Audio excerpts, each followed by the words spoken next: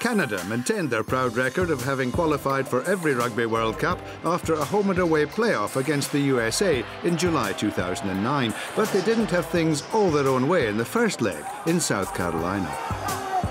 It was good for us getting together as a team and gelling, and it was tough being in the United States, and then in a city like Charleston, they really get behind their guys, and there was a lot of USA chanting, and I think they had a bunch of planes fly over top, and the chants got going. So it was a really good atmosphere.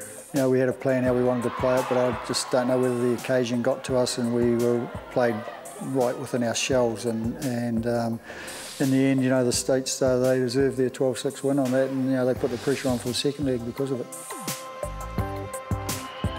Unfortunately, we came out on the wrong side of it, but I think we laid down a marker for the upcoming game in Edmonton by making it close and staying in the game. Joy for the States, but a week later they would meet again, this time on Canadian soil. There was a little bit of, I suppose, nervousness about it because, you know, you always have that when you're down. You know, we were starting 6 points behind.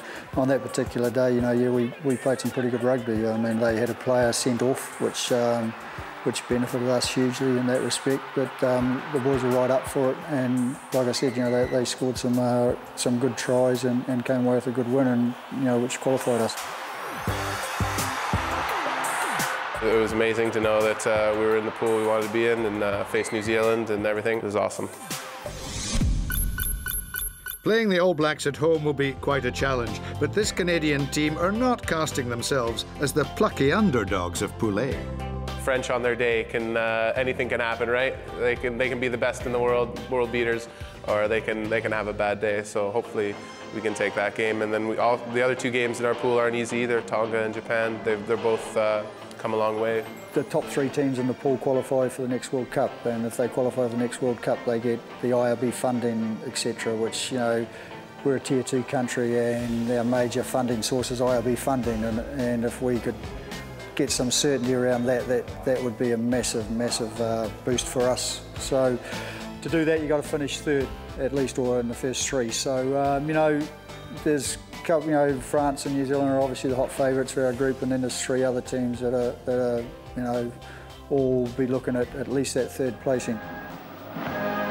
The match against New Zealand will undoubtedly be a special moment for Crowley, who won the last of his 19 caps for the All Blacks in the 1991 World Cup semi-final.